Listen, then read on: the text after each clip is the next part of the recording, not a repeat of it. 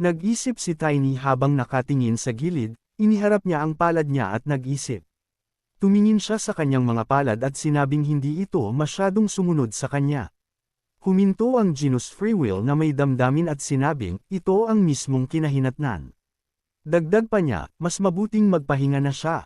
Natatawang winuwagayway ito ni Tiny at sinabing muntik na siyang makabawi.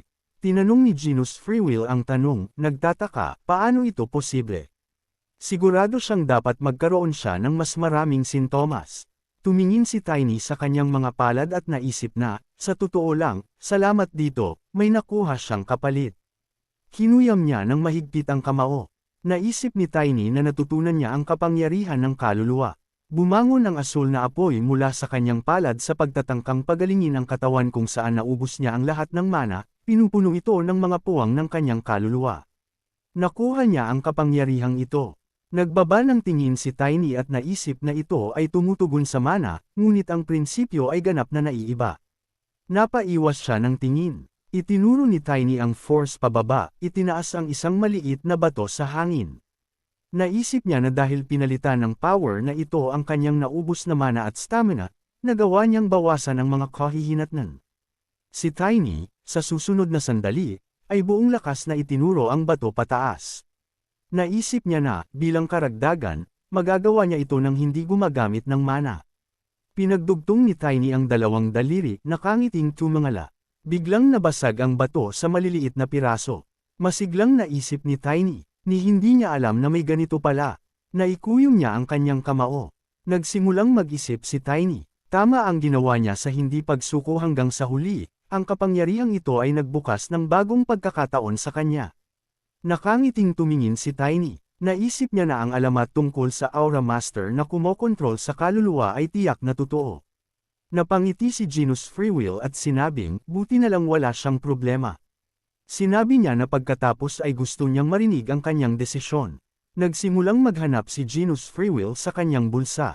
Maya-maya'y iniabot niya ang isang nakatatak na liham at nagtanong, paano na ang genus na ito? Dagdag pa ni Free Will, ito ay tungkol sa kanyang susunod na destinasyon. Sinimulan niyang sabihin pa na sa pangkalahatan, gusto ng duke na agad silang pumunta sa Elfheim. Inabot ni Tiny ang kanyang kamay na kinuha ang sulat na genus. Dagdag pa ni Free Will, nais niyang bumisita muna sa kabisera para makibahagi sa pagdiriwang ng Valentino. Tinanong niya ang tanong, ano ang tungkol sa kanya? Gulat na tiningnan ni Tiny ang sulat at naisip na dumating na ang sandaling ito. Ito ang sandali ng ikalawang sakuna. Iyon ay ang kasal ng Aslan Royal Family. Binuksan ni Tiny ang sulat at naisip na si Elfheim ay isang dahilan lamang ng Genus Free Will. Samantala, pinagmamasdan siya ng may pagtataka at nagtanong, ano ito? Naisip ni Tiny, matapos marinig na hindi makakaligtas sa kasal si Genus Free Will. Malamang na gusto niyang bigyan siya ng isang gawain na walang koneksyon sa pangalawang kalamidad. Nagsimulang mag-isip si Tiny, hindi naman masama kung pupunta siya sa Elfheim, kung tutuusin, doon na mangyayari ang ikatlong sakuna, at makikilala niya ang Astina. Ipinakilala niya si Estina, na maayos na lumingon. Maingat siyang tumingin sa likod, na para bang may napansin siyang kakaiba. Sinubukan ni Tiny na makipagtalo na, gayunpaman, naalala niya si Chloe von Valencia, na humiling na tawagan siyang kapatid. Akala niya ay siya ang kanyang tagapagligtas at pamilya. Nais niyang tulungan siya sa anumang paraan na magagawa niya noong nakaraan, kahit na si Genus Free Will ay nasa palasyo, hindi mapigilan ang sakuna. Nag-alinlangan si Tiny na magagawa nila ito nang wala sila. Itinapat niya ang kamay sa mukha niya.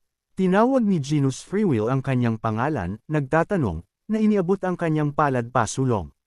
Matigas na sinabi ni Tiny na napagdesisyonan niya ang genus. Tanong sa kanya ni Free Will, ano? Sinabi ni Tiny na pupunta sila sa kabisera. Ikinuyom niya ang sulat sa kanyang kamao. Ngumiti si Genus Free Will at sinabing ito ay isang magandang pagpipilian. Makalipas ang ilang panahon, naging maayos ang muling pagtatayo ng lungsod. May nagsabi na, kasunod ng payo ng Shining Knight, nagpakalat siya ng babala tungkol sa Divine Artifact at ang mga demon followers. Tiny at Genus Free Will ay nakatayo sa hall kasama ng iba pang mga lalaki. Sinabi ni Emirate von Karaon, na may ngiti, sa palagay niya ito ang magandang panahon para hilingin ang kaligtasan at kasaganaan ng Kern. Idinagdag niya, inilagay ang kanyang palad sa harap, kaya naman tumayo si Emirate von Karaon sa gilid, nakataas ang kanyang kamay, at sumigaw na sisimulan na nila ang seremonya ng koronasyon ni Prinsipe Henry. May nagsabi na si Prinsipe Henry ay isang tapat na tao. Lumuhod si Henry sa tabi niya. Tumayo ang mga katulong na kumuha ng korona. Sinabi ni Liam von Peterson na ngayon ay magiging mas kalmado ang kingdom. Napalingon sa kanya sina Tiny at Genus Freewill, natulala. Masaya nilang sinabi na nandito rin siya. Napangiti si Liam von Peterson at sinabing, syempre, humingi siya ng tawad kay Genus Freewill for last time. Si Tiny rolled his eyes in displeasure. Iritadong sinabi ni Genus Freewill na may tungkulin siya sa royal family kaya hahayaan niya ang sitwasyong ito. Ngumiti si Liam von Peterson at sinabi iyon, salamat sa kanila, naging maayos ang lahat. Walang emosyong tumingin sa kanya si Tiny. Si Liam von Peterson ay nagsimulang magsalita ng tahimik. Narinig niya na may mga dahilan kung bakit ang king ng hanging hilaga ay tinatawag na ikapitong Diyos. Tumingin siya sa likod ng Genus Freewill, natigilan na tanong ni Tiny sa ikapitong bathala. Ipinatong ni Liam von Peterson ang kanyang kamay sa kanyang balikat at sinabi, syempre, ipinakita niya ang kanyang sarili ng maayos.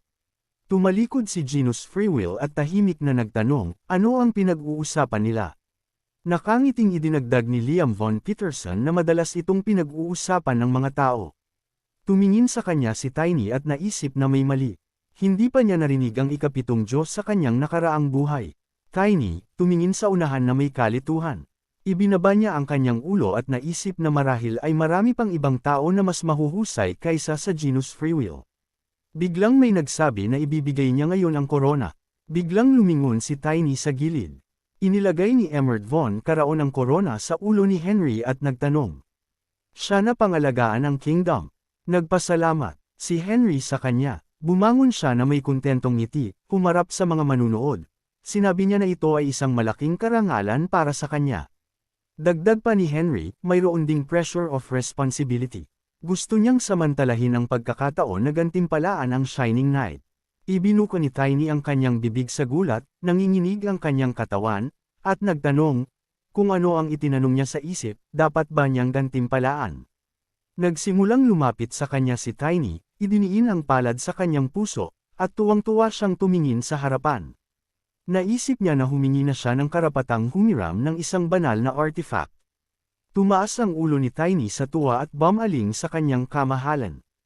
Awkwardly niyang idinagdag na nabigyan na siya ng award kay Emma at napanood ito ni Von Karaon ng may matinding damdamin. Tumingin sa kanya si Henry at sinabing, hindi pa yata sapat ito. Ikinumpas niya ang kanyang kamay at sumigaw na ipasok nila ito. Biglang bumukas ang mga pintuan ng hall at nagsimulang pumasok ang mga gabi. May bitbit sila sa isang pulang unan. Sinabi ni Henry na narinig nila na mabilis siyang lumalaki. Dagdag pa niya, ito ang dahilan kung bakit walang kwenta ang pagbibigay sa kanya ng artifact na armor. Ngayon, gulat na napatingin dito si Tiny. Nakangiting inilahad ni Henry ang palad at sinabing, kaya't iba ito. Iniabot niya ang kanyang palad sa pulang unan at ipinaliwanag na isa ito sa mga artifact na ginamit ng adventurer na si King Kern. Isa itong kwintas na may asul na bato. Ipinaliwanag ni Henry na ito ay isang mana necklace. Si Tiny ay tumingin sa paghanga at pananibik sa kwintas, na lumiwanag ng maliwanag at nagbigay ng makukulay na pagmuni-muni sa kanyang damit. Hindi makapaniwalang tanong niya, bibigyan kaya siya ni Henry von Kern. Sinabi ni Henry von Karaon na dati niyang gustong bigyan siya ng mahusay na armor. Natigilan si Tiny sa pagkabigla, nakabuka ang bibig, at nagtanong kung ano ang ibinuka ni Emirate von Karaon ang kanyang mga braso sa mga gilid. Ngumiti ng maganda at sinabi na ito pala ay itinuturing na isang pambansang kayamanan. Tiningnan niya ang mana necklace at sinabing, don't worry, it's also a great item. Ang kwintas ay may ika-6 na circle ng mana. Nagtataka namang tumingin sa kanya si Tiny at inisip na mapagbigay siya, ngunit hindi naman ganoon kalaki. Ang superior armor ng ika-7 circle ay may kapangyarihan ng isang Superman. Kahit na ang 10 Continental Knight ay ilang beses pa lamang nahawakan ng gayong mga kayamanan, maliban sa pagiging isang Sandata Master. Espesyal siya, si Emirate von Karaon, nang makita ang kanyang pagkalito at pag-aalinlangan ay sinabi sa kanya na huwag mag-alala, kahit naguguli niya ang buong supply ng mana sa kwintas, ito ay mababago sa isang araw. Si Tiny sa pagkamangha, hinawakan ang kanyang kamay sa kanyang puso at taos-pusong nagpasalamat sa kanya.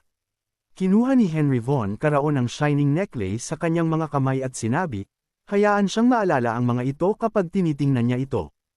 Inilagay niya ang kwintas sa leeg ni Tiny at sinabing maaalala siya ni Karun magpakailanman. Ang mga tao sa bulwagan ay masigasig na sumigaw ng mga salita ng paghanga at paggalang sa Shining Knight. Hinawakan ni Henry Von Karaon ang kamay ni Tiny at same time na ipinakilala ito sa publiko. Ang mga paksang nagtaas ng kamay ay natuwa at sumigaw ng mga salita ng pagbati sa paglipas ng panahon Town Square, nakangiting sinabi ni Genus Freewill na lahat sila ay kahangahangang tao. Tumabi sa kanya si Tiny at masiglang tumingin sa kwintas na hawak niya. Pinag-isipan niyang tinawag ang Genus Freewill. Tumingin ito sa kanya at nagtanong, ano ito? Inabot ni Tiny ang kamay niya sa kwintas at sinabing kunin niya ito. Napabuka ng bibig si Genus Freewill sa gulat at nagtanong, ano? Inilagay niya ang kanyang mga kamay sa kanyang harapan bilang pagtutol at sinabi na ito ay sobra. Tiningnan ni Tiny ang kanyang asul na kumikinang na kamay at sinabing hindi siya makagamit ng maraming mana ng sabay-sabay, kahit na mapanatili niya ito. Walang magandang mangyayari dito. Ikinalat ni Genus Freewill ang kanyang mga braso sa tagiliran dahil sa gulat at sinubukang tumutol. Pinutol siya ni Tiny sa pamamagitan ng pagtawag sa kanyang pangalan ng may determinadong tingin. Iniabot niya ang kanyang kamay paarap at seryosong tumingin sa kanyang mga mata. Napabuntong hininga si Genus Freewill at nagbitiw sa sarili dito, sinabing pumayag siya. Inilahad niya ang kanyang kamay at sinabing itatago niya ito hanggang sa maging handa si Tiny. Saka siya nagpasalamat sa kanya ng nakangiti. Nakahinga ng maluwag si Tiny at naisip na ito ay mahusay. Inilagay niya ang kwintas sa palad ni Genus Freewill. Nag-alinlangan si Tiny na papayag siya. Naglakad pa sila sa kahabaan ng kalye ng lungsod. Sumulyap si Tiny sa gilid at nakita niya si Genus Freewill na may paghangang nakatingin sa kwintas na hawak niya sa kamay. Naisip niya na ito ay mas madali kaysa sa tila. Nag-aalala si Tiny. Naisip niya na kailangan niyang maging matatag. Genus Freewill inilagay ang kwintas sa kanyang leeg at patuloy na hinahangaan ito. Naisip ni Tiny na may pag-aalala na dinadala niya siya sa lugar kung saan siya namatay sa kanyang nakaraang buhay. Pagkaraan ng ilang sandali, tumayo sila sa mabuhanging dalampasigan at tumingin sa walang katapusang asul na karagatan. Iminungkahi ni Genus Freewill na sumakay sila ng bangka. Ngumiti si Tiny, iniunat ang kanyang mga braso at pinaandar ang kanyang espiritual na kapangyarihan. Hindi naman daw kailangan yan. Hindi nila kailangan ng bangka. Napatingin sa kanya si Genus Freewill na nagtataka. Ipinatong ni Tiny ang kanyang kamay sa Lunar Wolf at nag-alok na magtipid ng oras at pera ng may ngiti. Pagkaraan ng ilang oras, sumakay sila sa ibabaw ng karagatan sakay ng Lunar Wolf. Umupo si Genus Freewill sa likuran at hinawakan ng mahigpit si Tiny gamit ang kanyang mga kamay. Bakas sa mukha niya ang matinding kawalan ng pag-asa at dalamhati. Tiningnan siya ni Tiny sa balikat at tinanong kung ano ang nararamdaman niya. Napaungol lang si Genus Freewill bilang tugon, nilalabanan ng isang alon ng pagduduwal. Dagdag pa niya, mas maganda kung sakay sila ng bangka. Mahigpit siyang sinabihan ni Tiny na huwag magsalita ng walang kaparirikan. Malapit na sila, nang gigigil ang ngipin ni Tiny sa iritasyon. Nakalimutan niya na para sa may-ari ng Lunar Wolf, ito ay wala, ngunit para sa isang ordinaryong tao na nagsusulat nito bilang impyerno, tinakpan ni Genus Freewill ang kanyang bibig gamit ang kanyang kamay, nagpipigil tungkol sa pagsusuka na pansin ito ni Tiny at tinanong ito ng salita, humahawak ba siya? Ang Genus na Freewill ay samuka sa kanya. Galit na sigaw ni Tiny, hiniling niya na ilingon ang ulo ni Genus Freewill sa gilid.